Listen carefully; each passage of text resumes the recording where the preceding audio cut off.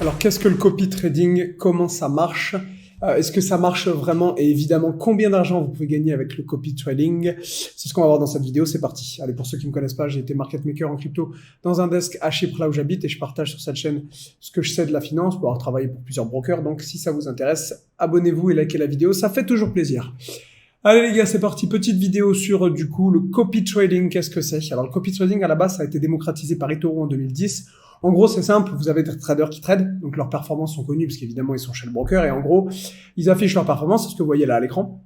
Et donc, vous avez la possibilité sur certaines plateformes de copier ces traders automatiquement ou semi-automatiquement. Généralement, c'est automatique.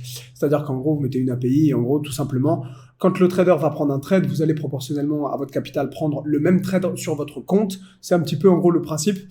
Alors, est-ce que ça marche vraiment? C'est une bonne question.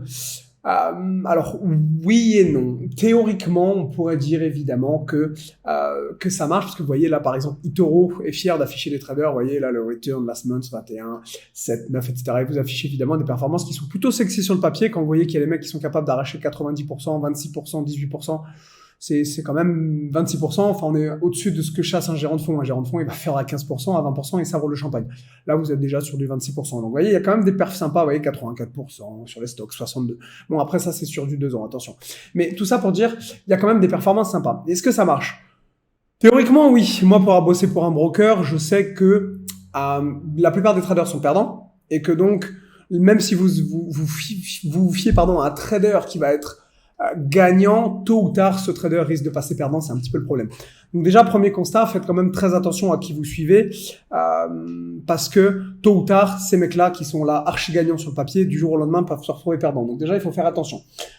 Maintenant, il y a aussi différents systèmes par rapport à ça. C'est-à-dire que moi, je bossais pour un broker, ou si vous voulez, le copy trading. En gros, quand vous tradiez, vous accumuliez des points, et plus vous tradiez, plus vous aviez de points, plus vous aviez de points, plus vous pouviez suivre d'autres traders, donc copy traders.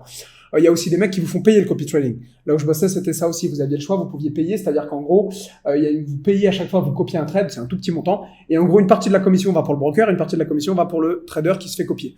Ça aussi, c'est pas mal, parce que ça permet évidemment de ramener encore plus d'argent chez le broker. Donc, il existe différents systèmes.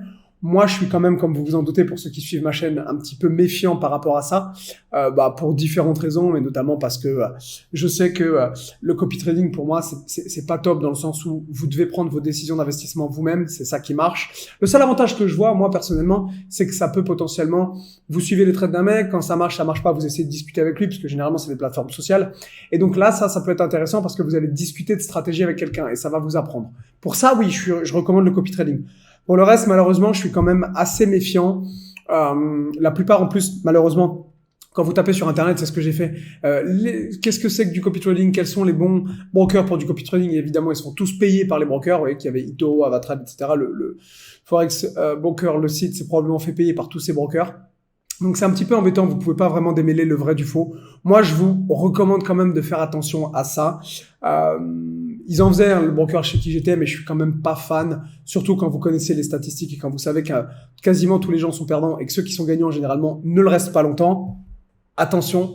Alors, quels sont les critères, du coup, pour choisir un bon copy trader? Sur certains sites, vous voyez que ils vous mettent, il faut que le mec ait, en gros, 50% de réussite ou plus. C'est complètement faux, c'est des conneries. Il y a des traders qui sont très profitables que je ferai une vidéo sur le sujet, qui sont à 35 ou 40% de win rate, et pourtant, les mecs, ils arrivent à gagner du pognon. C'est pas parce que votre mec, il fait 80% de réussite, qu'il est gagnant, loin de là. Au contraire, généralement, c'est même plutôt l'inverse. Donc, déjà, ça, c'est faux. Vous pouvez pas vraiment, savoir, vous regardez l'historique du mec, mais vous pouvez pas vraiment savoir à qui vous fier. C'est aussi pour ça que j'évite. Il y a beaucoup de gens, vous voyez, tout un tas de traders, ils utilisent des stratégies différentes, ils utilisent des unités de temps différentes. Bref, honnêtement, c'est pas quelque chose que je vous recommande, moi, personnellement. Si vous voulez avoir des idées de trading ou faire ce genre de choses, allez tout simplement sur TradingView. Sur TradingView, vous allez sur TradingView, vous allez sur les markets. Et sur les markets, vous avez, par exemple, si vous suivez les cryptos, je sais pas, vous faites crypto. Et la crypto, vous voyez que vous en avez plein. Vous allez sur les prices. Ici, c'est gratuit, ça. Et là, vous pouvez avoir, par exemple, des idées. Et sur les idées, vous pouvez avoir tout un tas d'idées, par exemple sur le Bitcoin. Là, je suis sur Bitcoin, vous avez des vidéos des fois, mais vous pouvez aussi en choisir d'autres, BNB, ETH, ADA, etc. Ça, c'est quelque chose d'utile parce que ça va vous montrer un petit peu le mindset, la psychologie du gars, et vous pouvez suivre des gens comme ça, pourquoi pas. Mais ils vous expliquent comment ils font. C'est pas un truc à neuneu où, en gros, vous cliquez sur le bouton, ça copie automatiquement et moi, je vais à la plage. Vous savez que je suis complètement contre ce genre de choses. Suivez des bibliothèques comme ça, d'idées que vous avez sur TradingView ou sur d'autres plateformes. Ça peut être utile. Mais suivre bêtement ce genre de mec parce que vous voyez que le mec a fait 20% au cours des 6 derniers mois ou des 12 derniers mois et que c'est attirant, je pense pas que ce soit une bonne chose. En tout cas, c'est pas ce que j'essaie de vous apprendre moi sur ma chaîne.